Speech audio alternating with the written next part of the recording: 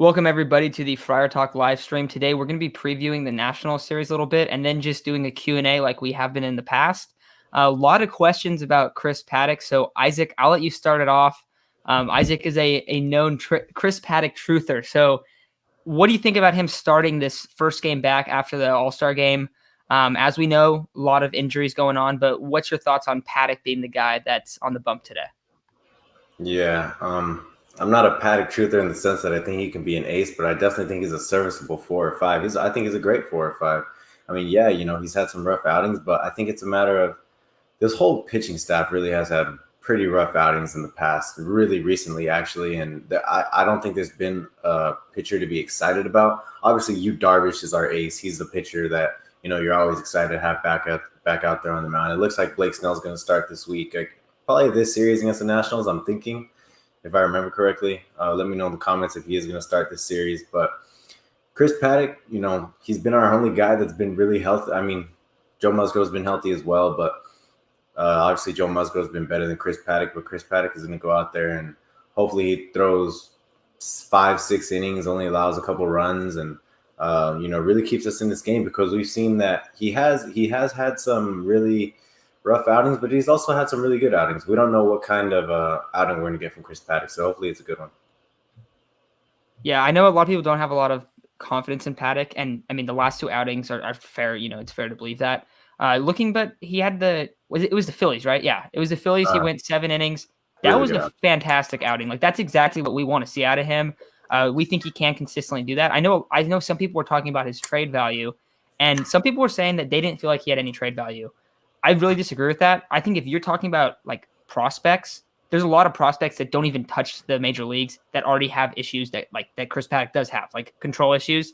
I can think of a particular guy in our system that is kind of having those issues right now, big time, like a way worse spot right now than I think Paddack is. And not to say that he can't overcome them. And the guy I'm obviously talking about is Mackenzie Gore, but I don't know. I'm interested to see what Paddack does. I mean, I'm not going into this game expecting a ton. I think it's going to be a slow process of bringing him back. I do think that. But if he can go out and pitch 5-6 innings and even allow 4 runs, that's all right. Like, that's okay, because he is not, like, since they banned the sticky stuff, it hasn't looked that great. I don't know. I'm excited about his curveball, though. I do have to say that. So maybe that's somewhere where he can kind of grow a little bit. Also, I'll say this. I was at the game where he got absolutely rocked last time. So that sucks. Like, I'm not going to argue like that it sucks. Like, okay, someone asked if Paddack gets bombed again, who'd give anything for him? I think there's a lot of teams that feel like they would be able to fix him. That's what I feel like, at least. I also am not opposed to like sending him down when guys get healthy and let him figure it out. Like, I'm not opposed to that either. I just think over time, I think what we've kind of projected him is maybe a 3, 4, 5. And if he's a 5, or if he's a bullpen piece, that's a pretty solid piece to have at the end of that rotation, or potentially, spot starting and doing some stuff like that. Got a lot of questions. I'll go back to one that was asked earlier. Nola at first base. We're actually going to have a whole segment on that, but I will say I'm very concerned about the catcher spot if Nola is a full-on first baseman. Isaac, where are you at on that? Well, remember, he actually just had a game very recently where he was going to catch. I think it was yesterday, actually, where he is going to catch. We probably just put him at first base just to get him some at-bats, get him in there and get him up to the plate, see some live pitching again. Just, think about it as not really a DH because he's still on the field.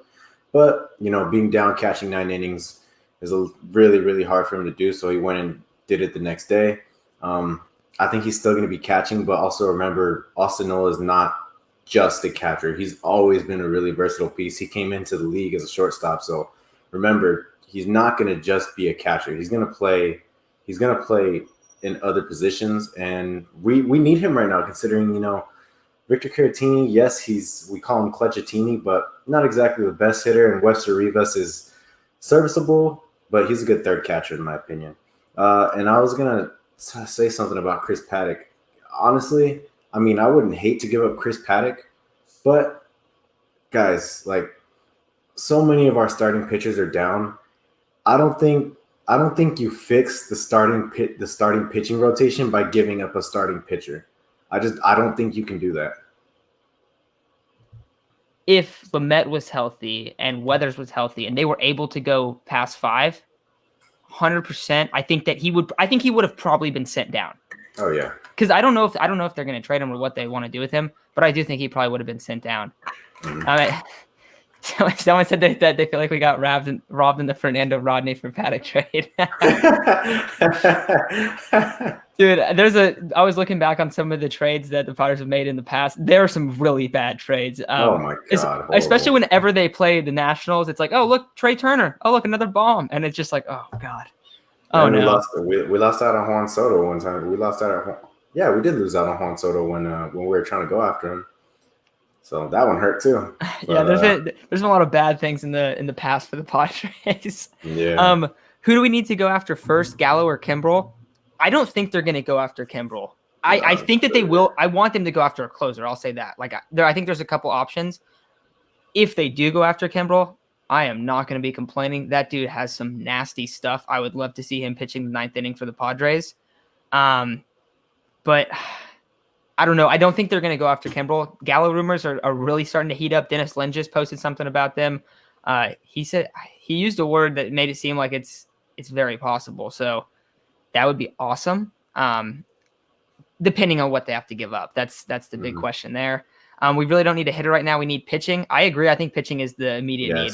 I kind of advocated it for I don't know, maybe like a week ago that I wanted them to have a pitcher by the time this game today started. So that's super concerning. I mean, I don't know. Do you feel like that too, Isaac? Like that the starting pitching is the number one priority right now? Yeah, I think we talked about it in the chat that we're not really able to give up anything for a hitter because we need pitching so bad right now. You know, like you guys, everyone knows that Lamet's injured. Ryan Weathers, they're planning on bringing him back for the road trip, but we don't know if he's actually going to pitch. Yu Darvish is banged up right now. Blake Snell has been inconsistent. Consistent at home, really bad away. Joe Musgrove has been inconsistent. So I think we just need a consistent pitcher that can go 5 or 6. We don't need anything special. I think Kenta Maeda is a guy that is definitely on my radar. He's given up. I think he's had a couple good outings in his past 7. I want to say 5 or 6 good outings in his past 7. So really good to see. And I think, but I also think guys like Kyle Gibson, Danny Duffy are also pretty good options as well. Kenta Maeda as well. I like that idea. A lot of people are really coming around to having him be like a bullpen piece in the playoffs. And if you have Clev and Maeda as bullpen pieces, oh man, I like that a lot. And I mean that's a good rotation. If you can have Musgrove and probably Darvish and Musgrove, Darvish first, Musgrove second. I would guess that they'd probably throw Snell on the 3rd day. Though I'd rather see Lamet out there, but we don't really know. I would think that would happen. But if you even start Snell and you have Clev ready to go after him, that's still a pretty good spot to be in. Have you, Isaac? I know you're huge on Clev. We haven't really talked about him that much lately. But have you seen that there's some reports that he might be coming back in September even? That'd be crazy. I don't know if I'm okay with rushing that. I'm okay with him being in the bullpen in September. That'd be crazy. I did not hear about those rumors, but if he's back in September, you throw him 1 or 2 innings every couple days, and you get him out there in October. That is deadly. I'm a huge Mike Clevenger fan. I think he's going to be huge for this team. I think he's going to be the ace of this team when he comes back. And I know we have Yu Darvish and guys like Blake Snell that are ace caliber pitchers, but I was looking at their career numbers before the season, and he's had better career numbers than both of them. So I think he's going to be huge for us. I think he's going to be our ace. I think if you can get a rotation that goes a little something like Mike Clevenger 1, and that probably won't be the case in his first year. So assuming 2022 goes like this, it'll be Yu Darvish, Mike Clevenger, Dinelson Lamet, Blake Snell, Joe Musgrove. I like that rotation a lot. If it's a 5-man rotation. That's a nasty 5. And you can really throw them in any order. Just make sure that you put Snell at home. Exactly. So people are saying that Clev uses sticky stuff. I think everyone uses sticky stuff. Someone also said, give this team some spider tack. We need it. Yeah. that is very prevalent in the last couple of weeks. It seems like there's also some other teams though. There's some guys that have like really slipped. I'm excited. I'm really excited for that. Someone was saying that they think Marcano is getting traded. We've been saying that he is 100% like the guy that is going to get moved no matter what. Moved. It has to. I feel like that's gonna happen. Yeah. Dude has put up a good year in the minors, though. He's fun to watch. He's he's an exciting player, but don't think he has a long term future in San Diego. Mm-mm. Um, what else we got here? We got some more stuff about Paddack in here. We've already talked a lot about Paddack. No, yeah. I think um, everyone wants to talk about Paddock. I get it for sure. so is Mateo down? I think he's still with the team because remember he doesn't have any more options anymore. Yeah. So we can't send him down. I think he's still with the team, but man, that is a waste of a roster spot. So right now I'm pretty sure we're going with 25 guys on the roster, with the intent that Ryan Weathers is going to pitch on this road trip. Chris Matt or Paddock? Paddock. Yeah. Well, We or you can toss him, back. Oh, Chase just Chase needs an commented. All right, invite. Chase is coming in. Yeah, let's see. So Chris Matt's been great. Chris Matt did a really good job last outing. Um, Mateo's bat is permanently down. Yes, Mateo's bat is permanently down. That's the problem. It's like you can't go up there and see 3 pitches and then go out. That's frustrating. That's a consistent Mateo at bat. That is totally what I expect. I don't know if for anyone who watched, I saw Mateo after the Dodger game I went to, and I thought, oh dang, hey, it's Jorge Mateo. That's pretty cool. But man, does he suck! Ryan, who came on and kind of gave us the trade information, said that was the top moment of Friar Talk up to this point. That he was crying of laughter over that.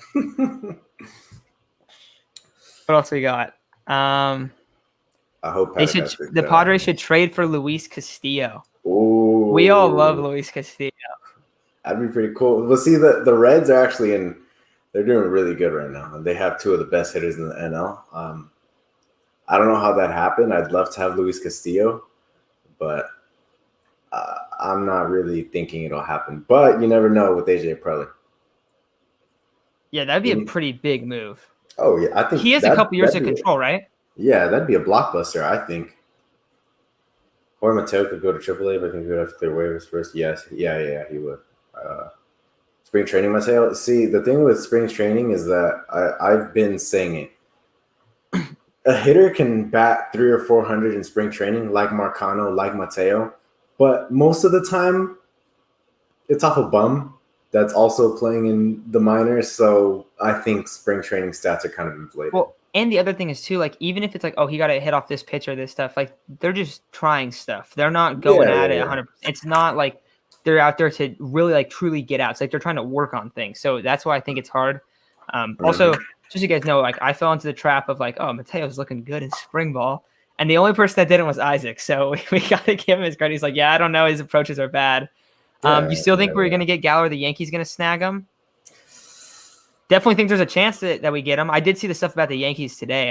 We're probably going to talk about that very soon on another episode. But I don't know. It depends. It depends what the Yankees are trying to do. I found it kind of interesting that the Yankees were going after him. It didn't really seem like.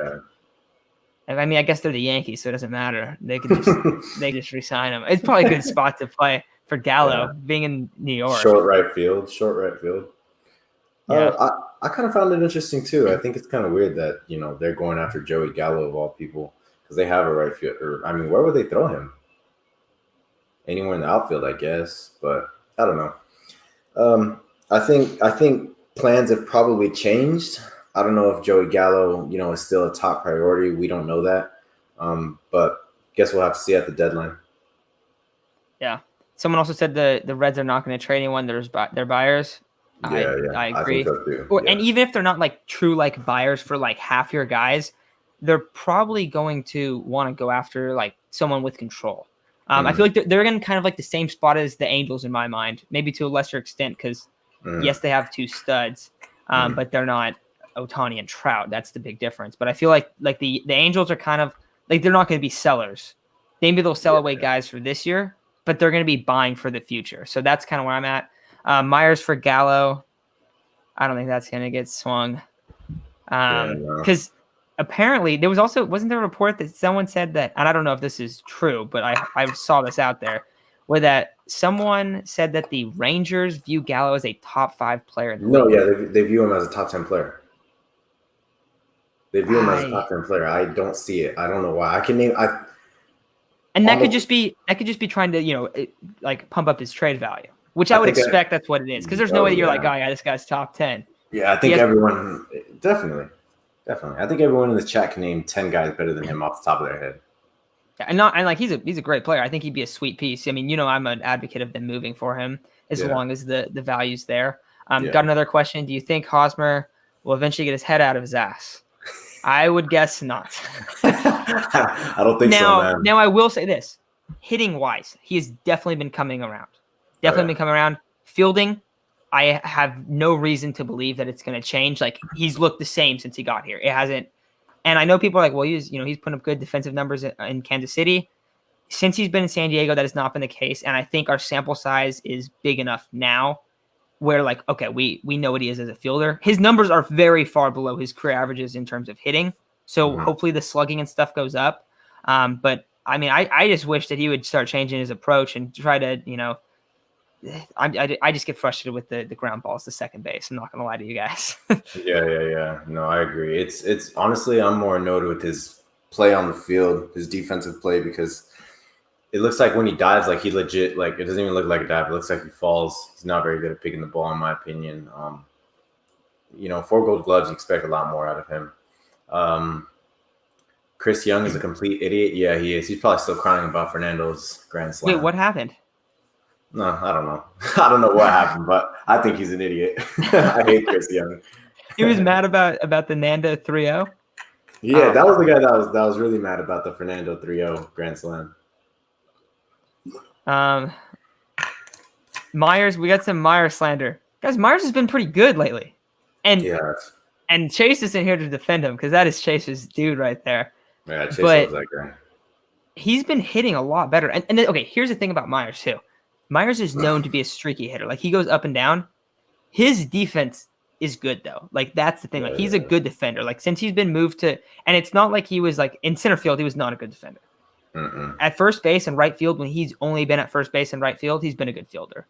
Like, he also is only under contract for the rest of this year and next year. It's not like a long-term thing where it's like, well, we got to pay, like for Hosmer, it's like, oh, we got to pay him for like 4 or 5 more years. Like, that's a lot, very frustrating.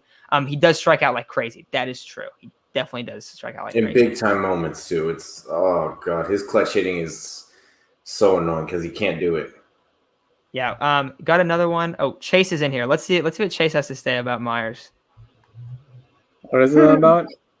We're talking about Myers right now. Myers has been the longest tenured Padre. He's had some really good moments. I don't appreciate any Myers slander. I know he hasn't had the best season, but even then, there's a player playing worse than him and making more money. And Myers' defense is so much better. His bat, it looks like he wants to break out of us. He wants to break out, but he's just like on the verge, and he just hasn't gotten the consistency there yet.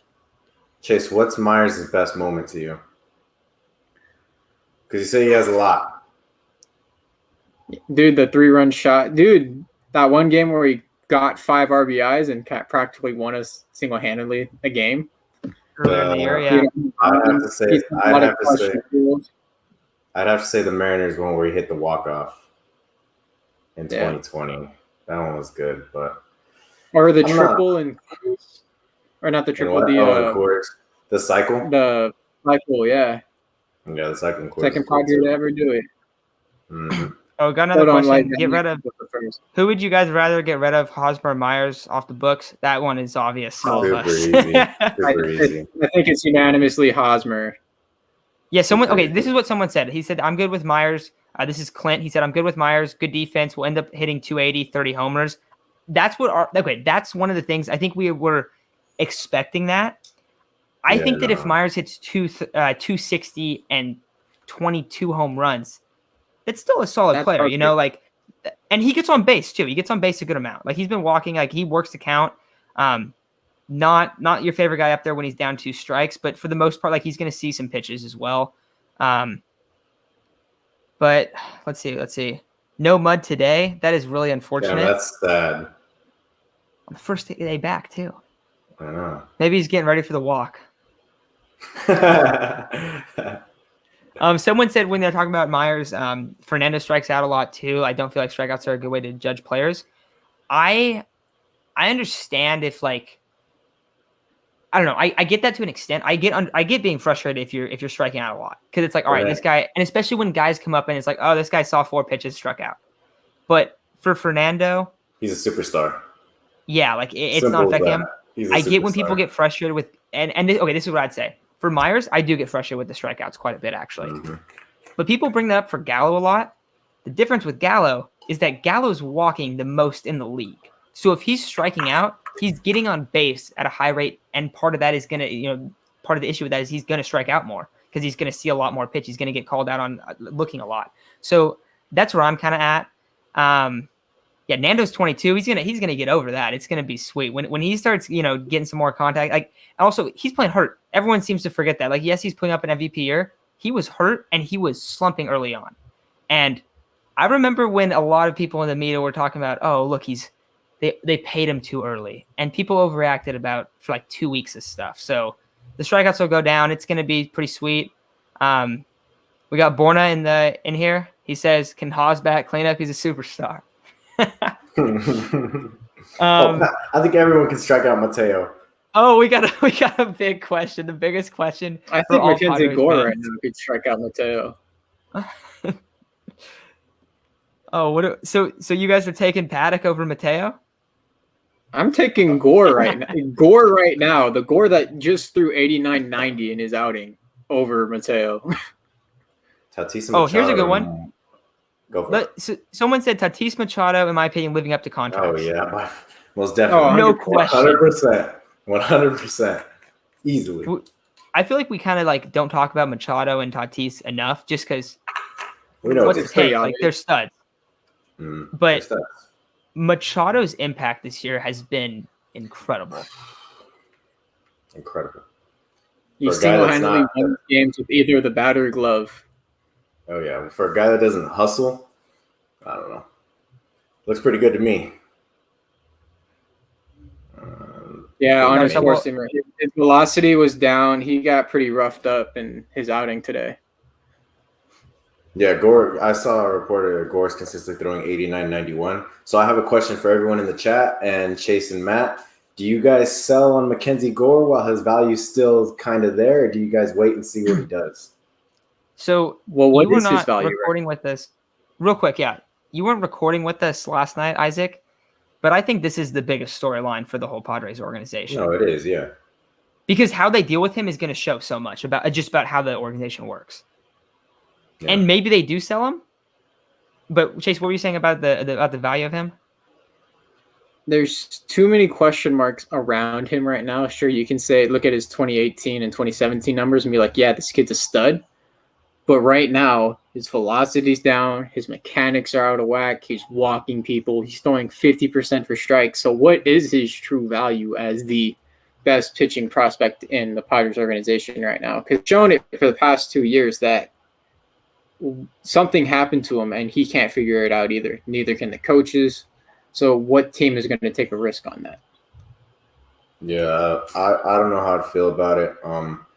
I don't know how your velocity goes down to 89-91.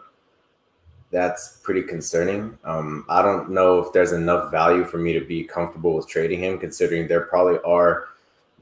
Every team in the league would want to trade for the potential of Mackenzie Gore. Like, we know the potential is there. We know the potential to be a superstar pitcher is there. It's just, I don't think it's a good idea to trade Mac right now, considering his value is probably at an all-time low.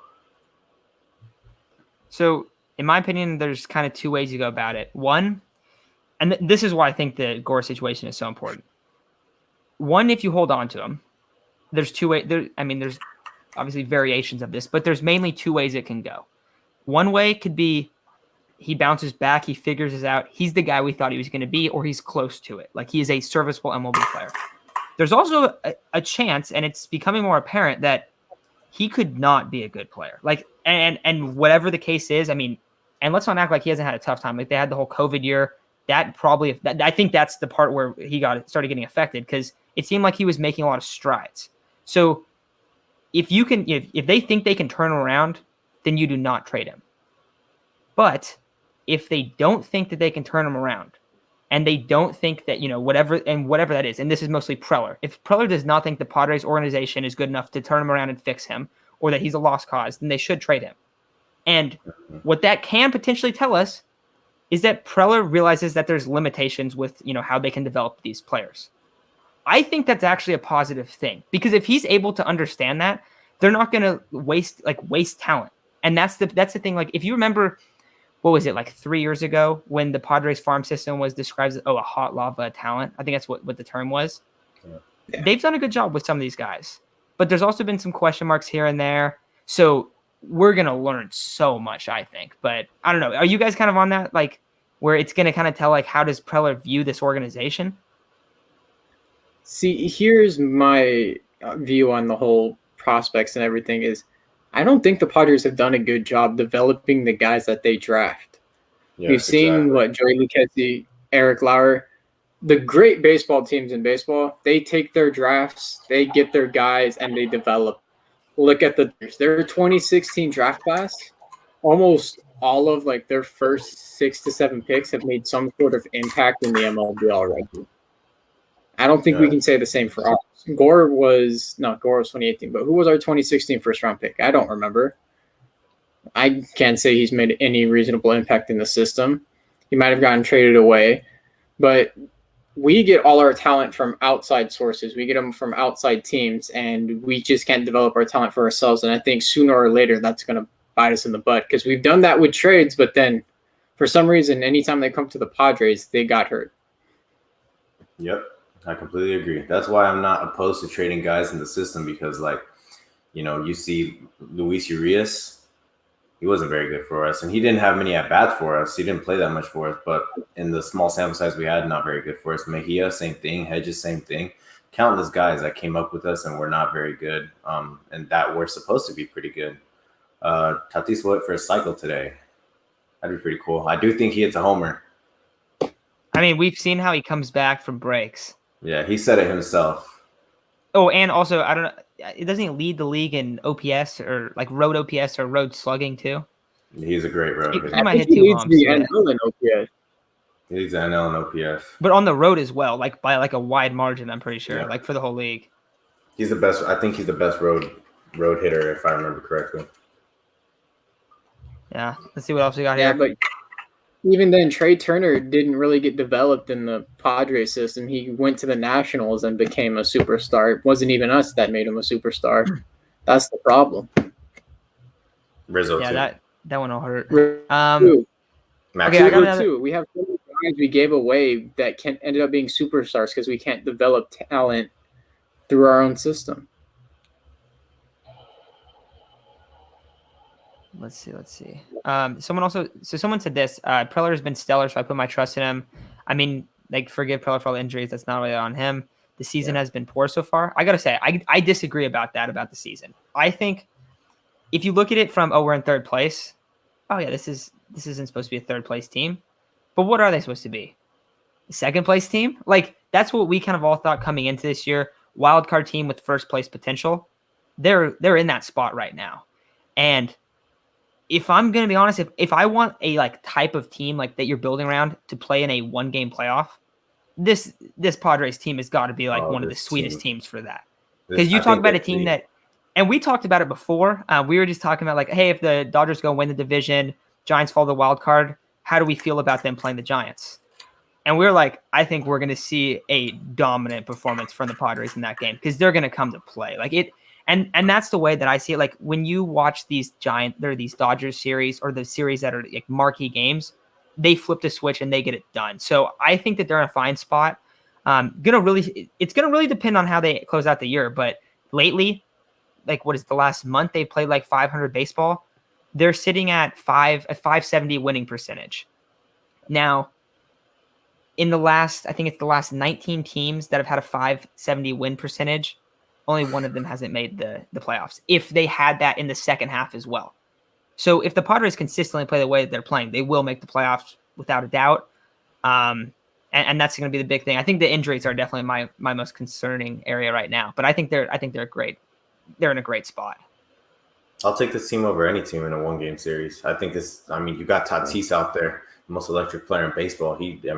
the team rallies around Tatis, Machado, Cronenworth, and Pham. Well, I said Pham. Tatis, Machado, and Cronenworth. That's not a knock against Pham. It's just he's not that energetic player that the whole fan base really loves. Chase, we can't. Can you see Chase, Matt?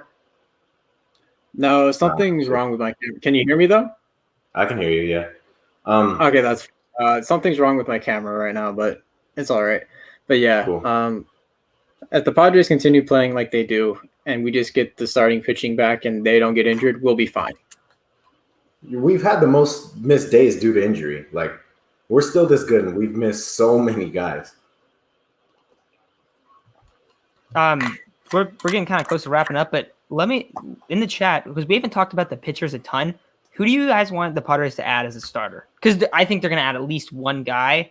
And keep in mind, like, that I don't want to hear like, oh, let's add Jacob deGrom. Like, we know that's not going to happen. But who is like the guy that you guys wanted to make a trade for, with the idea of value being included? Maeda. You think so? I like Maeda a lot. I don't think it's going to cost that much. I don't think so either. I want to say Kyle Gibson, but the thing with Gibson is he's super good this year. And I've told Chase this, like, I'm a fan of Kyle Gibson this year, but for the next couple of years, I'm not, because his track record is not good. Hog actually asked a question. Chase, did you want to talk about who your target is? I will keep saying it, and I'll say it again. It's either Danny Duffy or Sandy Alcantara.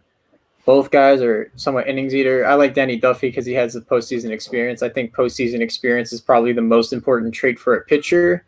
I don't think it matters too much as a player, but for pitchers, I think that makes all the difference in the world. So either Duffy or Sandy Alcantara. Yeah, I like a lot of Barrios, Castillo, Maeda, Davies a couple times. We don't particularly love bringing Davies back, but the thing is, if you're talking about a guy that's going to be cheap to bring over, like, he's going to be maybe the most cheap. Because I found it weird that the Cubs GM came out and was like, oh yeah, we're going to trade everyone. Because it doesn't seem, it's like, okay, well, we'll get everyone on the low then. I think it's weird. Okay, couple other questions, and we got about 5 minutes. So, do you guys think Drew Pomeranz will be back? I'm skeptical. Yes, I'm very skeptical. You go down with forearm tightness, was it twice this year? So weird. And he's so good. He's so good. I want him in there so bad. Borna also had a question. Guys with forearm strains and stuff. It's very weird with Padres pitching, and it's very concerning. Uh-huh. Okay, this will be our last question to end it off on. Does this 12-game stretch, like the tough 12-game stretch, dictate what we do? Before we get into the Padres 12 games, realize that the Giants and the Dodgers play 7 times. I think it might be the next 15 days, but they play 7 times. So I think it's more of like they could gain a lot of space, and then like a lot of like space on the Dodgers and the Giants, and really, really like go all in. I think that's what could happen. I don't think you're gonna have them be like struggle in this series and then go like, all right, we're done, like we're selling this year, like that. I don't think that will definitely not happen. But I think there's a chance that this 12-game stretch, and also because the Giants and the Dodgers play a few times, I think it could get to the point where it's like, all right, they're going all in, not like completely all in, but they're making a move for like a star player for either 2021 and 2022. Like, that's the move. But what do you guys think? I think luckily it's not too tough of a schedule in the next 12 games. I do think that, as long as the Padres are hovering around 5-6 games back, I think they're going to be willing to, go all in at the deadline the way we expect them to be. I don't really expect them to fall behind more than 5 or 6 games back. So while I do think this next 12-game stretch will kind of dictate what they do, I don't think it'll be a big, I don't think it'll make a big difference, because the Padres know they're still a really good baseball team no matter what happens. The way I see it is, if we can knock the Nationals to, sweep them and sort of put them in a rut and try to make them sellers by the deadline, that benefit us in the greatest way. I'm not too scared of the Braves due to the Ronald Acuna injury. I know they just got Jock Peterson, but Jock Peterson can't replace what Ronald Jr. was. And then Miami's Miami. They get a little hot, but for the most part, they're still in a pretty big rebuilding phase. And Oakland's the only team that really scares me out of this list because Oakland's legit. And hopefully, when we go play Miami, we start scouting some of their players because they're definitely going to be sellers at the deadline. Cool. Yeah, someone also brought that up too, that it'll determine which teams we negotiate with. 100%. We'll dictate trade deadline moves. Yeah, like it might not even be like about the Padres specific games in these next 12 days, but it could be league wide. Like, oh, this team is going to sell hard. Like the Cubs openly are like, yeah, we're done. Like there might be a couple other teams that are like that as well, and that could make the big difference. If we sweep the Nats and make them sellers, we could go after Scherzer. I'm all for that. That'd be sick. But I think this will probably do it. We're hoping to keep getting a lot of like the trade stuff down. I know we got a lot of subs from that. That was really cool to see too. Hopefully you guys like when Ryan came on. We'll get him on again, hopefully very soon. Hopefully we get to, Preller's out there making some moves because that's exciting stuff to talk about. I think this stretch right now in baseball is maybe the best stretch besides the playoffs. So great time for Padres baseball. Really, really pumped for this second half of the year. I think that some of the fan base is a little bit disappointed. I think that we should be ecstatic. Like this is awesome right now. So I'm really stoked. Isaac, Chase, anything you guys want to add before we take off? I saw something about CJ Abrams. I'm not trading CJ Abrams for anything. Yeah, no, we can't trade Abrams. Actually, the game has started and Grisham is on with the walk and Tatis is up. Yeah, Tatis is up. All right. Well, that's our cue. All right, guys. We'll talk to you very soon. See ya.